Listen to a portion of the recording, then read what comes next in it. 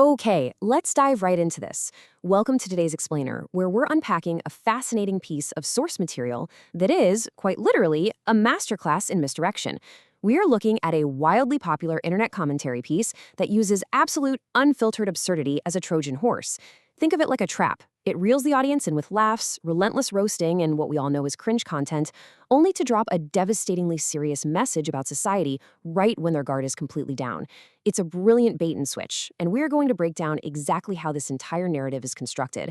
We'll be looking at global progress, the weird world of internet dating, viral cringe, society's bitter truth, and finally, hashtags versus real change. Let's get started. So, kicking things off with Section 1, Global Progress versus Our Reality. The source immediately establishes just how ridiculous our current digital priorities actually are. I mean, picture this. As humanity marches toward the future, with nations like the USA hypothetically building flying cars and China engineering hoverboards, what exactly is capturing our local attention? It's bizarre, hyper-manufactured reality content like One Girl versus 69 Boys on a real-life dating show. The source uses this highly energetic, really sarcastic tone to highlight a profound disconnect. While the physical world is out there pushing boundaries in science and tech, our virtual world has totally skewed our priorities toward bottom-of-the-barrel entertainment. And it sets up the absolute perfect runway to mock internet culture.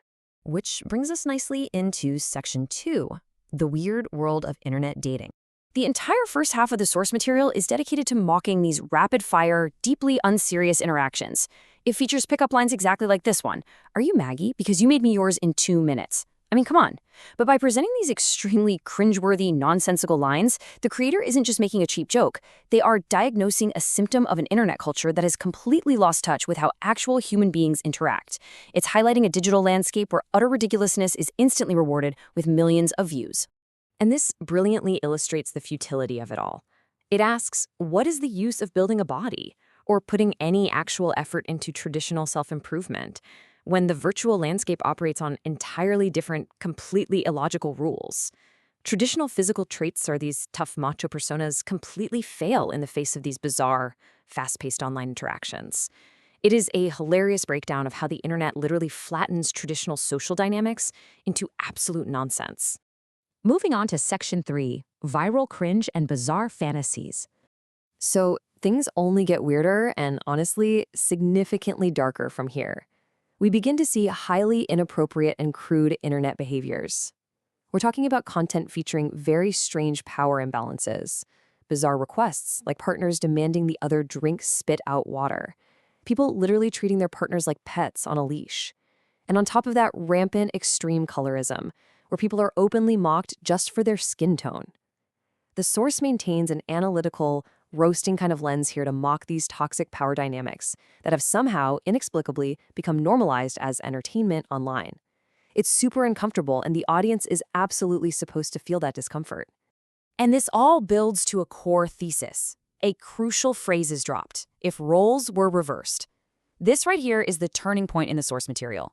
By pointing out that if a man were to treat a woman the way some of these viral videos depict women treating men, with literal leashes and public humiliation, there would be immediate, totally justified outrage.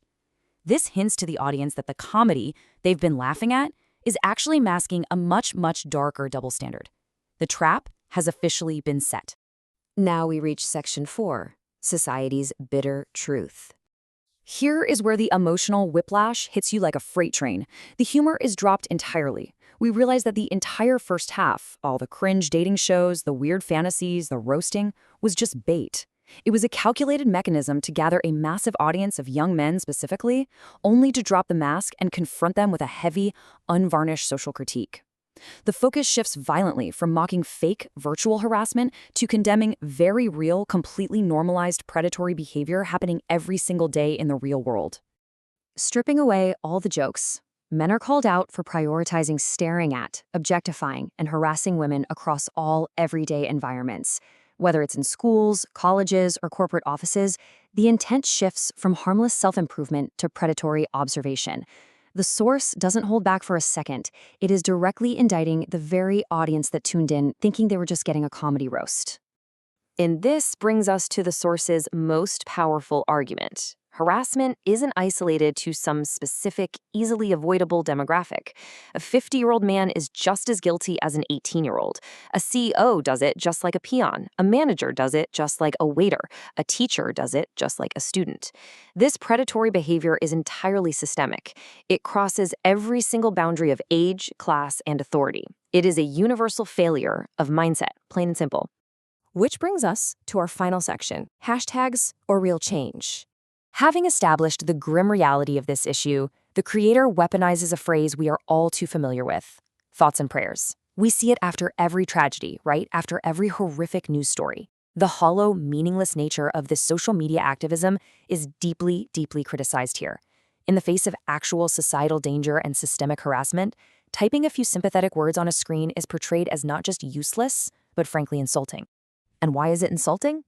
Well, we have to unpack the cynical reality behind these posts. People don't rush to post about tragedies because they deeply care or because they plan to actually change their behavior. They do it to trend on Twitter. They do it for engagement farming. They do it because increased visibility online can lead directly to financial gain. It's a harsh mirror held right up to the audience, showing them that their online sympathy is often just a self-serving transaction. And the creator completely anticipates the audience's reaction to this very message. Simply acknowledging the point, leaving a comment saying, "Wow, such a good message," or clapping for the video is entirely useless if your actions in the real world remain exactly the same. Passive agreement is just another form of performative activism. Which leaves us with this final, incredibly provocative thought, delivered exactly as intended. Do you want to change your mindset or just write thoughts and prayers? It is a brilliant gut punch of a conclusion that demands real self-reflection. The Trojan horse has been fully unloaded. You came for the laughs, but you are leaving with a heavy question about your own complicity and performative online culture. Thank you so much for joining me on this explainer. I really hope this breakdown helped you grasp the profound depth hiding beneath this seemingly chaotic source material. See you next time.